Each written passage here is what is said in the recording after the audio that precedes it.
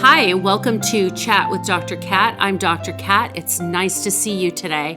Today we have Meredith Gonzalez. This is going to be a great episode today. We're going to be talking about menopause, something that oftentimes doesn't get discussed and doesn't get discussed well. Meredith and her network of powerful women have really turned this around and made it all about being a community and a network of powerful people to come and help women have great guidance through menopause. She started this community called Mamas in Menopause. Recently, she's rebranded it to the Hive, a women's collective. So we are going to be talking about menopause today and talking about all the things that are out there, some things to look for. Meredith, you've also become a midlife concierge, and I'd like to talk about that as well. So welcome, Meredith, you amazing person, you. You've done such a great job with dealing with menopause. I've had the benefit of attending several of your different workshops and community gatherings that are just fantastic. So everyone, just keep in mind, if you have any thoughts or feelings, please go ahead and make your comments. Let me know what you think. If you'd like to be a guest on the podcast, let me know. On any episode, let me know what you're talking about. We'll go ahead and meet and we'll get together and we'll make this happen. So just remember, it's no fluff, no judgment, just real talk that leads to real change. So Meredith, let's start off with just, how did this get started for you? Yeah, it's interesting because I think you're right. We're these women in midlife. What does that even mean? I think we go through life when we're on this. We think this path that's all written out for us, like there's some manual for it, and you go to school if you do, and you get married if you do, and you have kids if you do, and you go through all this. Yeah. And now it's all of a sudden we're in this space, at least for me, that I'm in my midlife, my 50s, and things were just changing. My body was changing and it felt icky and I didn't know why, and my parents were aging and my kids were leaving me. So there was just so much going on, and I feel like once I realized that kind of the root of a lot of this was menopause, and it was the age and the stage for this. It was an aha moment because I felt like for so long, you were one of them. I talked to you about this hot flash here. I talked to a Yeah. different friend about a frozen shoulder, which I had no idea. I had a lot of symptoms that were not the traditional menopause symptoms. So I was going to physical therapy for years, spending a ton of money on frozen shoulder when I just needed to look at my hormones. I had no idea. Right. So that's kind of how everything started, was just going through stuff personally, realizing as I was talking to one person to the right and one person to the left that maybe we should actually be all in the same room having this conversation, because I'm not alone, you're not alone, and when we get into conversation, so much gets uncovered. So honestly, that's really how it all started, and I just thought, like, I'm a natural connector. I love friends. I love hosting. And I just thought, let me have a friend of mine who's a nutritionist, because I'm not the expert, talk to us on nutrition and hormones and belly fat and, all that stuff that we're all worried about. And we're like, okay, great. It's going to be on a Sunday in my living room at the beginning of 2025. This only was a year ago, a little bit longer.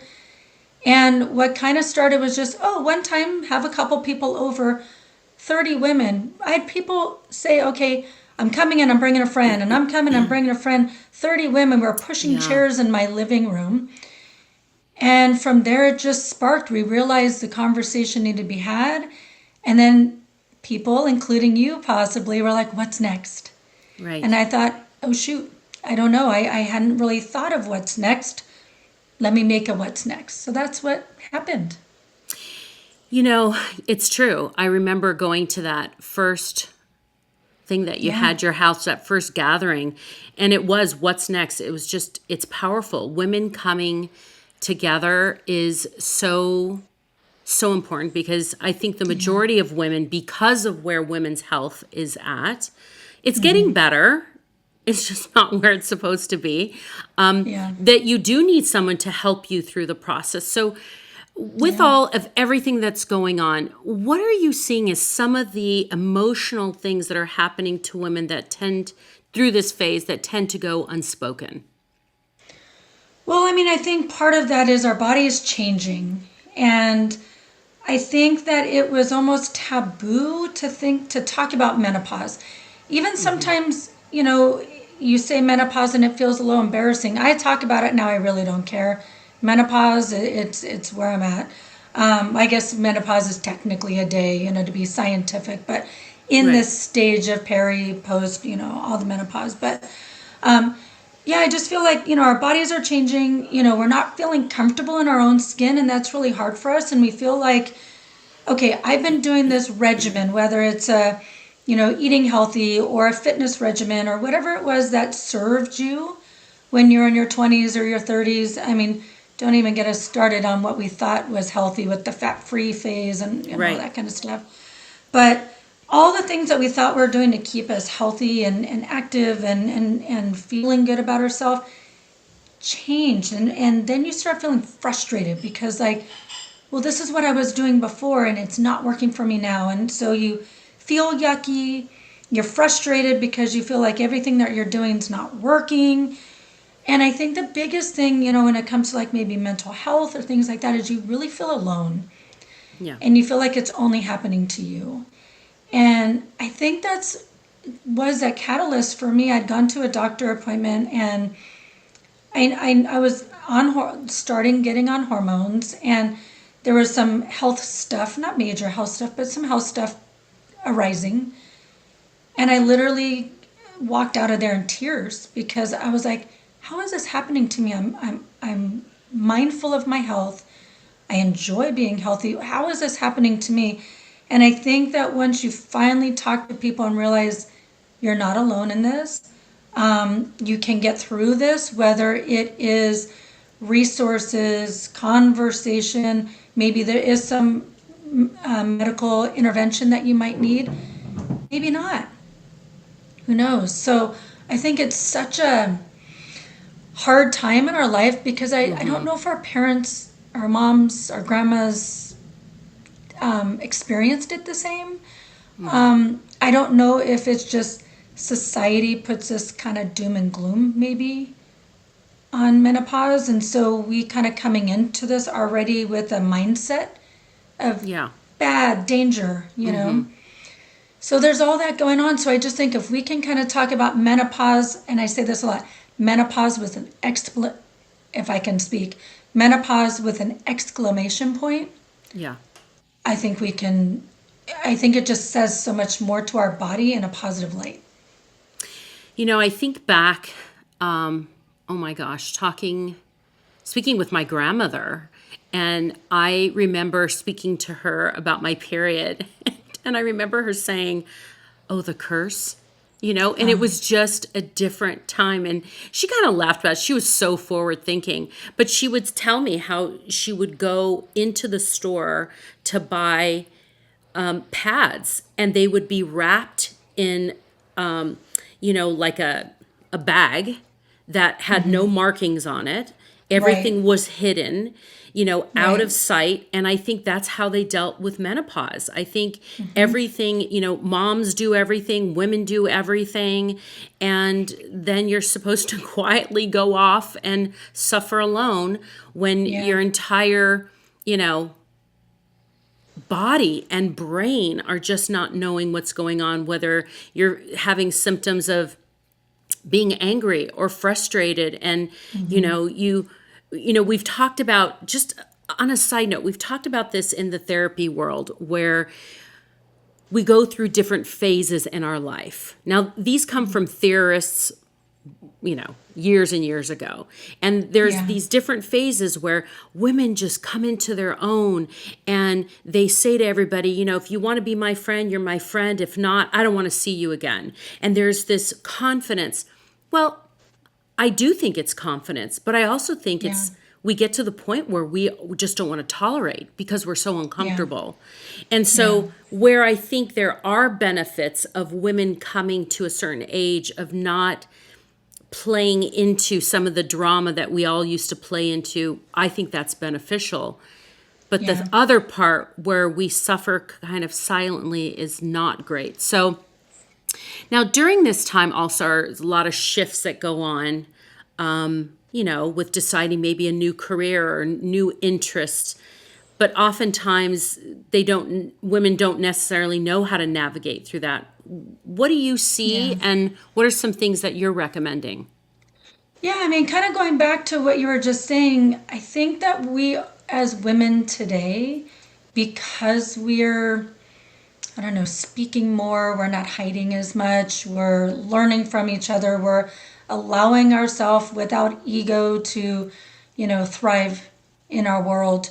I think that, we're just having these conversations in a more honest way than we've ever had before.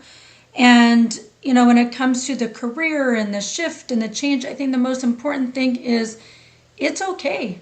The things that are not serving us anymore, that's okay. And it doesn't mean it has to be a fight and you don't like this person anymore, but you gently just move along the path that is right for you. So again, whether it's friends or a career or a mindset or whatever it is, I love this time right now because I think we're allowing all of us, and I allow myself. So I guess that's all you can do. Allow yourself, if that's in a space that you're at, to be open. Be open to change. Things are different. It's hard. You think about having kids, and, we raise kids of the same age, and our kids are pretty much in the same space. And it's almost like we had to be perfect, and we had to do this, and this is the way that your kid had to act, and this is the path. And I have two boys, two completely different boys, raised exactly the same. I'm the middle of 5 kids. We were all raised with the same love and guidance and attention. And we're all different, and we're all different for a reason, and that's okay, and that's good. Exactly. Yeah. It doesn't have to be No. following this mold. Let's get out of this mold. We don't need it. Yeah. So true. I also think about there is no right answer. I agree with you 100%. And I think also as women, we're not used to sometimes sitting down and really taking the time to look at what is our interest, what is it that we like to do. The other night I went with my dear friend to Color Me Mine. I said, let's just go. Before, I have girls, so I went with the girls. I went with the friends. We went to parties there, and it was a time to have fun, but a lot of times it was, helping. And then it shifted as they got older, and it was kind of our thing to do. We would go and we would talk about, when they were in high school, we would talk about things.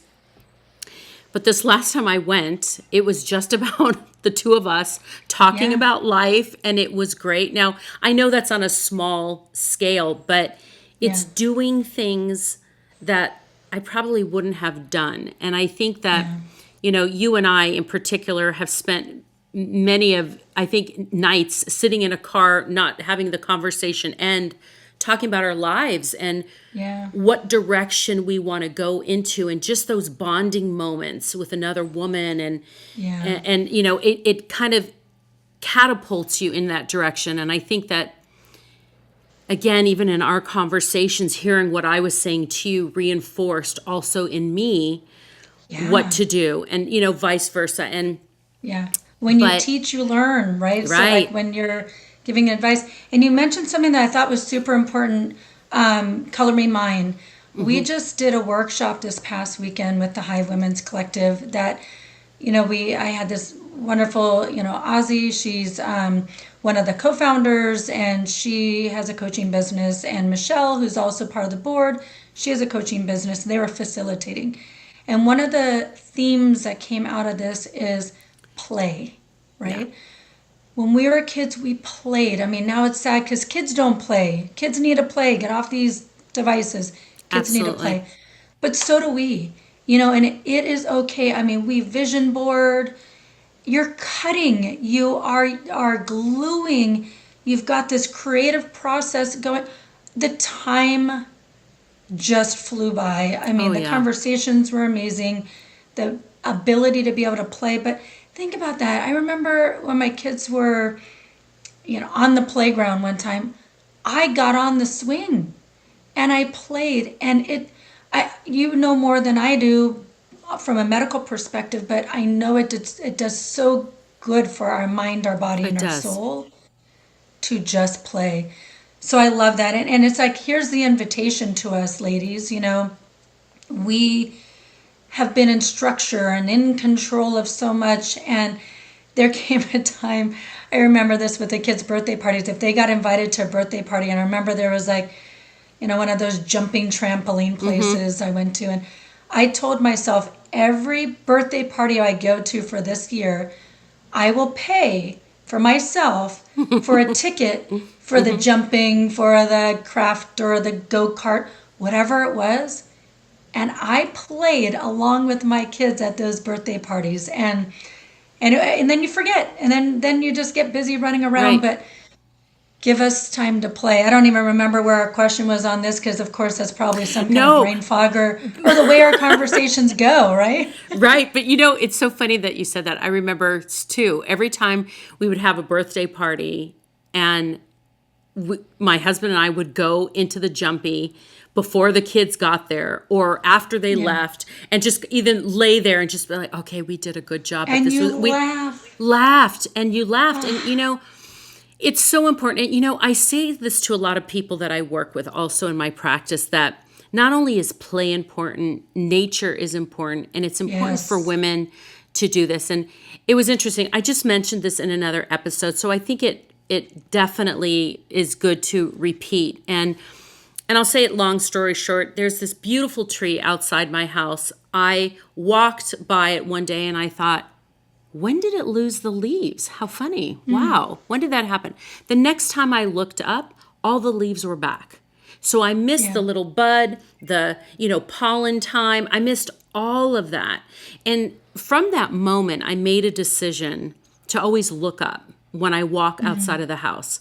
I want to see the butterflies. I want to see the trees. And I've got to tell you, it has been probably one of the best gifts I've given to myself because I do. I walk out, I look at everything. I want to see the birds. I want to see everything.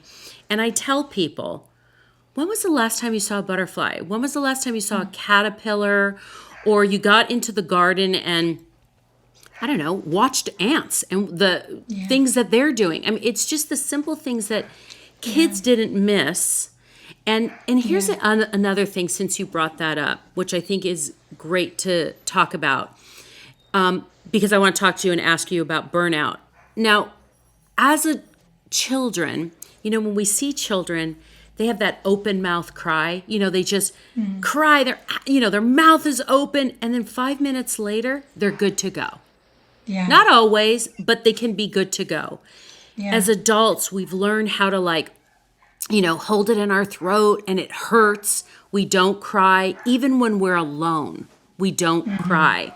And then what happens is it builds. It builds. There's no release. There's no frustration release. There's no sound release. And so I tell people, sometimes, if you're in the shower, let your partner know, hey, I'm going to give a scream. There's wonderful sound baths that you could do that has this primal scream. And I remember I went to one of those and I thought, okay, let me see. And then I thought, no, I want you to fully experience, give yourself the gift of time and fully experience. My God, it was spectacular. So I do. When we talk about burnout, it is important for women and men to have this emotional release. So if you ever find yourself needing to scream a little bit or needing to get something out, Think back to Yeah. when you were a kid. So what do you recommend when you talk to women and you're meeting with a group and you're talking about burnout? How to recognize Yeah. it, and what are some things to do? It's interesting because I personally don't feel like I have a problem with the crying and the releasing. I tend to like, maybe, and I'll say this is a superpower of mine, and I'm going to put it in a really positive light that I am a very vulnerable person. I allow myself to be vulnerable. So maybe some people see that as a weakness. I see it as powerful, and I hope other women can too. I mean, I cry at Kleenex commercials, I do all that. Yeah, Don't put me in front of a Hallmark or a Lifetime movie because it's it's all done. over. It's all over. But advice or feedback is honestly just listen to yourself. Find safe spaces. I think that what a lot of women that within our community, because I am not an expert. I am just a connector, a communicator, and I have this gumption of just doing and bringing people together. So, for me, I think it's really finding a safe space. And that is what I think a lot of community offers. Whether it is a community like mine, it's a women's group, maybe it's a book club, maybe it's a wine night. I mean, whatever it happens to be, something, maybe it's pickleball, whatever it happens to be, find a safe space, because I think that the more that you are in touch with yourself and what really feels aligned, I just think then it's easier to just kind of be real and authentic. It's so hard. I feel like there's so often kind of going back to having to be perfect and things like that. We're playing this role, and when things don't feel right or align for us, we're just kind of going through those motions. You can't have a real honest conversation with anybody if you're not having that real honest conversation with yourself. So true. And and I guess on that note too, and it just kind of came to mind, is I took a writing class, and I think I shared that with you months ago. I took a writing class this year, and I jokingly say, I'm not a writer. I'm kind of not even a reader, to be honest with you. I enjoy reading, but I really have to find that right book in order to capture my attention. I took a writing class, and it was just a creative writing class. No one was judging me. I wasn't getting an A or an F or anything like that. And there were prompts. And every class, it was an in-person class. I love that. Other people are virtual. I love in person. And, I was able to, things were coming out. And that's what the instructor was saying, the facilitator was saying, that themes will come out. Here's a prompt. You write for 10 minutes or whatever timer was on at that time of day. Things come out. So journal. That would be maybe, again, from the non-expert here, maybe journal. Just kind of get back to you. See what's coming out. See what feels real and raw and vulnerable for you. And embrace it. Love it. Don't hate it. Find a way to love it. I like that. I like that, Meredith, because, sometimes even taking that moment to journal does give you that beat that you need to stop and just take a breath, write down your thoughts and feelings. When I work with people with anxiety at night, you get that, I call it early morning wake anxiety. It's 3 a.m. And every day on the same spot, you're waking up. And a lot of times that's anxiety. It's our brain not being able to process. And you sit there, and I'll hear from women and men, but mainly women, will say, oh, that went on for 2 hours. And it's that spiral thinking. But a technique that can be used to kind of piggyback on what you were saying is actually get out of bed. If you're there for more than 20 minutes, keep a notebook, something you want to write with, a pen and pencil right by your bed. Get up, even if you have to move to a chair, with your phone flashlight, or walk to somewhere else. You don't want to be in full big lights. Yeah. And just write what you're thinking, so that when you put it back down and you go back to lay down, you can tell yourself, I've written it down. I can give myself permission to go back. My thoughts need to calm. And sometimes even during the day, that can be a great process. So Agreed. I think that's such a good suggestion. It's it's I'm a important list.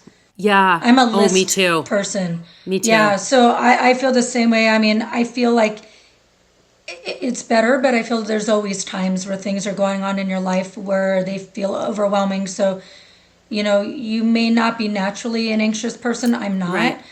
but I have anxious times in my life. And just what you're saying, being able to wake up at 2:22 or whatever the time is every single night. And sometimes I just have the notebook without light and I'm writing it, scribbling Yes. it on this notepad because it has to come out of here to get somewhere else for Correct. for for whatever my body, my brain to tell what it does. Time to turn off again. So yeah, I'm definitely a list taker. And during the day, you look at your desk and you've got this, and then you get pulled, you're starting an email, and then something happens, and you get a phone call, and before you know it, you have 3 projects going on, and none of them are completed. Correct. But, what I like to do at the end of it every day is just write a list of the things that I need to accomplish tomorrow. They're not things that have to be done. If it's a priority, it has a deadline, of course, that's top. But just keep checking it off. Like for work, putting in some notes in the contact manager, CRM system, this and that. I want to get that done as soon as I possibly can. But Yeah. if I only got 2 out of the 4 meetings in today, and then tomorrow I do the next one, knowing your priorities. But yeah, just making that list so that way when you're checking it off, it's like your brain knows you've done it, you've accomplished it. Right. There, Yeah, it's that feeling of accomplishment. I love that. yeah, Okay, so let me ask you this. As women, we have become the experts in our own home. And, for a lot of women who have had children, and women that have not chosen to have children or it just didn't become part of their journey, have learned how to make everyone else's life more important. And so I see how women, especially women in general, tend to struggle with learning how to reinvent themselves, which we've talked about today. yeah. But what are you seeing? I mean, I see it, but what are you seeing as the benefit of being with someone like yourself, midlife concierge? What kind of benefit does that bring? Or, when you have your network, your group of people that get together, this beautiful community that you've created, what are you seeing happening? And maybe even at a different rate than you would be if you were doing it by yourself. Yeah. I think what's so beautiful is I think that, and I've heard this quote before and I'm probably going to mess it up, but women thrive in conversation and community. And women talking is important. We Yeah. have a lot of good things to say. And when have you ever been anywhere where if you happen to say, going back to the kid stuff, like, oh, I want my kid to get involved in this activity or this. When have you ever talked to a mom who doesn't say, oh, you know what? I know Right. someone great. Right. We are the Yellow Pages, we are Google, we are Yelp, we are everything in one. And it's important for us to share it. So I think the importance of not doing this on your own is even when you think it might not be something that you need something, maybe it's something that you feel like you're offering wisdom. You're learning one way or another, kind of like we spoke about at the very beginning. When you teach, you're learning. When you're learning, you're learning. When you're learning, you're teaching. So there's that whole community part of it that if you're doing this alone and up at 3 in the morning or 2:22 when you're up and you're Googling and you're doing all this alone, it feels isolating. It doesn't feel right. And so by having this in a community and just sharing maybe something that's happy, something that's sad, something that's challenging, you're either sharing wisdom or you're receiving wisdom in whatever way you're showing up that day. So that's what I love about this community. I feel like, we really, really try and put an emphasis on there's not coaching. This is not therapy. This is not like a healer coming in. It really is just women talking about things that matter and are on their minds now, and perhaps they're having challenges with, perhaps they're finding success with, and sharing. It's invaluable. And I think I don't know if we just never put enough importance. I saw my mom as very community focused. My mom always was part of a women's group or something. So, maybe I learned from watching and seeing my mom. And I feel like I still have her. She's still living, thank goodness. She's always been a great host, a gracious host, very, giving to other people. And I think that I saw that and she modeled that. And I saw strength in that, and maybe it was subconscious, I don't know. And it just naturally allowed me to provide that for others. I think some people have a really hard time finding community or opening up or sharing, and I think that comes so naturally for me. So I just want to bring people in. Like, I can see when people walk in my home, because I do have people that get invited by friends of friends. Sure. In 2026 now, we will be having a space that won't be my living room. So we'll be able to open it up a little bit more. But even in my living room, people would invite a friend and I don't know that person. And I love that connection where I can just say, like, get to know them a little bit. Oh, you have a daughter goes to this school or into this activity. So does my friend over here. And then I make these beautiful little connections. It's fun. Yes. People don't feel alone. I think that's great. And Meredith, you have a way about connecting people, and you have your list of things and people that and through that, it promotes a lot more healing, a lot more calmness, a lot more help with navigating through life, which I think is, it just is. It's so important. And I feel trust. Yeah. And I feel as women, it's funny. I work with women on so many different areas of their life. Like right now I have a couple of people in my practice that are starting out with their motherhood journey. And what I recommend is talk to other mothers, share your birthing story. Share your birthing story so it seems a little less traumatic. It's, when you come through it and you maybe have had a traumatic experience, let's bring it down. Let's bring it down to just being our story so that it doesn't have to be the traumatic story. It's just a story. And then as you share with other women, you're going to hear you're not alone. Yours was not the worst. Yours was not the best. There's just stories, and it republishes your story in your brain. And I think through menopause also, again, I go back to one of the events that I went to. Maybe it was the first one. And I think it was your sister. I always bring this one up. But all of a sudden, your sister started speaking about weight gain. And she says, I swallow my own saliva and I gain 5 pounds.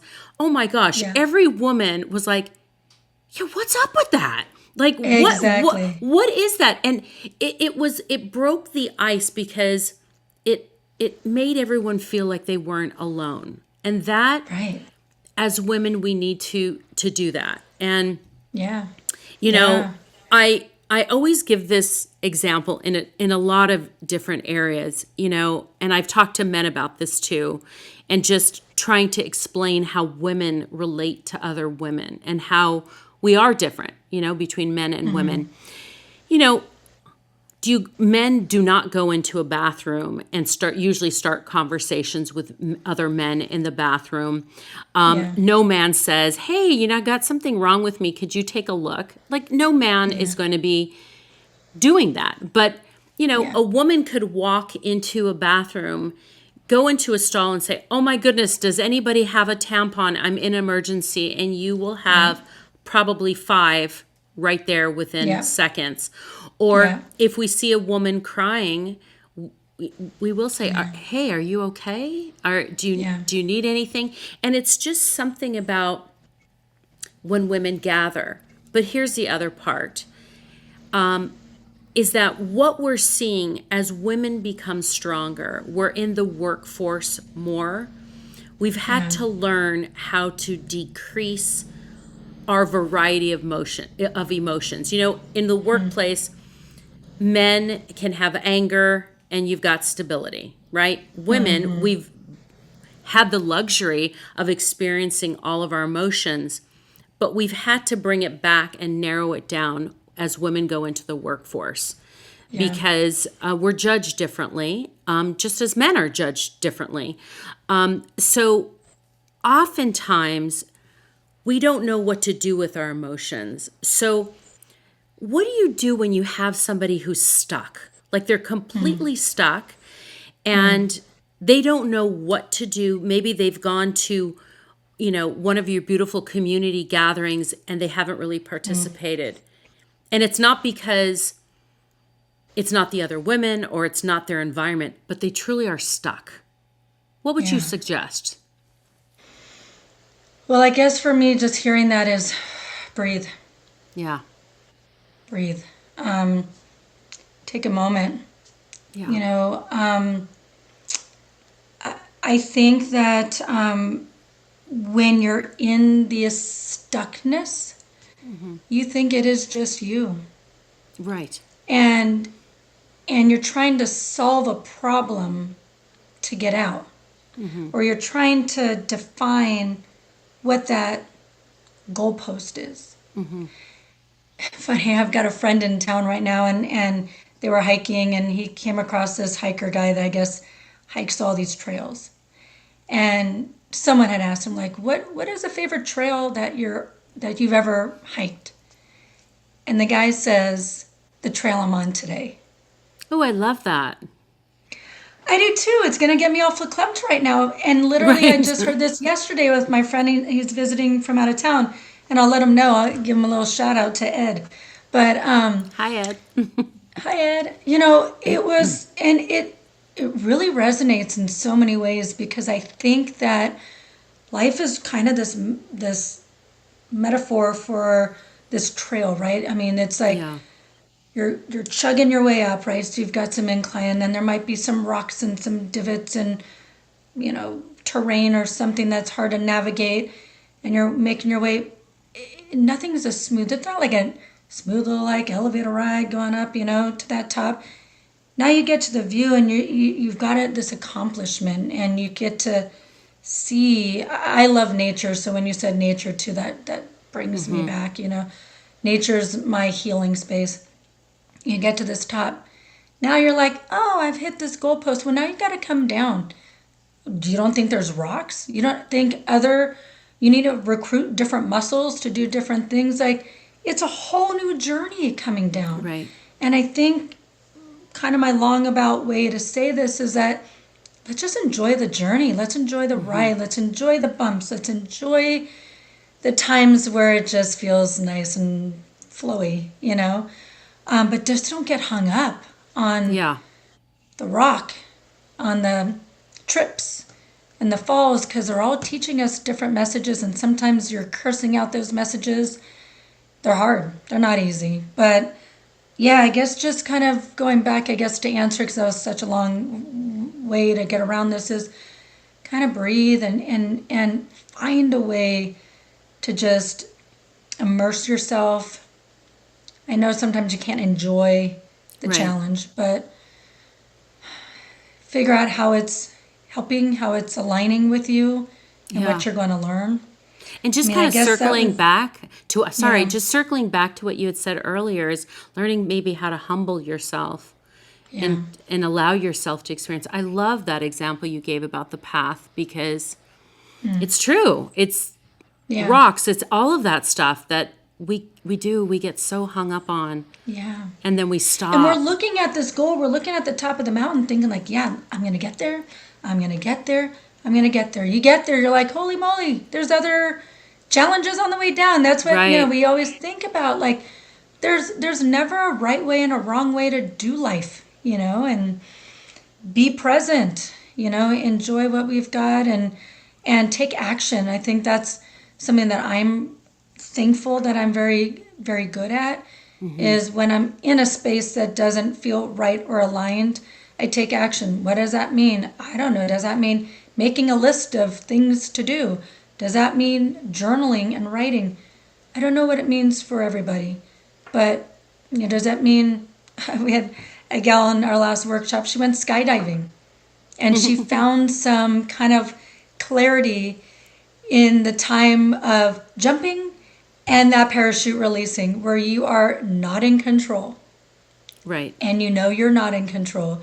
And you're not in control of yourself, and you're not in control of anybody else. And it's not giving up. It's some kind of release that I think we need. So I know there's probably a right word of saying this, but like your metaphoric, sky jump or whatever, right? Skydive or whatever. I like that. Let yourself go. Be selfish. That was another thing too. Be selfish. Yes. We say this a lot, like put your own oxygen mask on. We hear this every time we go on a flight. We do. But yet, we're not paying attention in life. Put your oxygen mask on. That way we can help people to our fullest. So I say those things, the oxygen mask, because I believe it. I think sometimes it's hard to be selfish, but self-care, selfish, take some time. Not every day about every minute, but yeah. No, it is. It's so important. And, I just want to say, Meredith, this has been wonderful, because it's so important for women to hear these things, to learn about community and how community can help, and to discover things about ourselves. I mean, one thing I'd like to point out about you is that you started this writing journey, and the next thing you know, you are actually an author in a book collab with several other women. Do you have that book on you right now? Can you hold it up? I mean, it's literally in the other room. I probably should have it here with me. Okay. Yes, yeah. So Secrets of Sovereign Mamas. Oh my gosh, thank you for the shout out of that. Absolutely. Yeah. Like, how powerful is that? Something you never thought. See if I have a picture of it. Yeah. Let's talk about that, because it's important. You don't know what is out there for you. So absolutely. I just thought that was so impressive, that you put yourself out there, and the next thing you know, this fell in your lap. And that doesn't happen unless we put ourselves out there. And there's not things that we know about ourselves. Maybe you've got this internal artist. Maybe you have this ability to bring people together. Maybe there's something that you're passionate about. I mean, there's so many different things. Exploring new careers, new things that you're absolutely passionate about. Let me see this picture. Yes. Sorry, I mean, it's kind of, you kind of can't tell that. Hold on a second. Let me see if there's another one. Here we go. That's bigger. Let me see. Oh, that's bigger. There it is. Okay. Yeah. That is wonderful. And I will definitely, when we post this episode, we'll have a link to that, and a link to how we can find Meredith. And you can find Meredith on Facebook and on Instagram. Right? And there's a couple of different locations where you can find her. It's just her straight name.